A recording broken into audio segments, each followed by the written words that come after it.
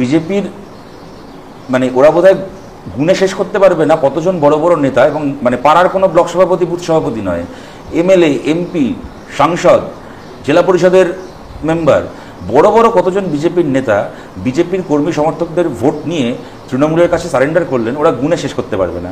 দেখুন, আমাদের একটাই কথা বলার, পশ্চিমবাংলায় বিজেপির এই তৃণমূলে যাওয়াটা নতুন কিছু নয়, কিন্তু বিজেপির যে সাধারণ কর্মী সমর্থক আছেন তাদেরকে আমরা বলছি যে আপনাদের নেতারা হাজার রকমের ধান্দায়, কেউ তৃণমূলে গিয়ে কাউন্সিলর হবে, এমএলএ হবে, এমপি হবে, মন্ত্রী হবে, কেউ হয়তো বিভিন্ন সরকারি কমিটির মাথায় বসে পয়সা কামাবে, কিন্তু আপনারা তো চোর নন।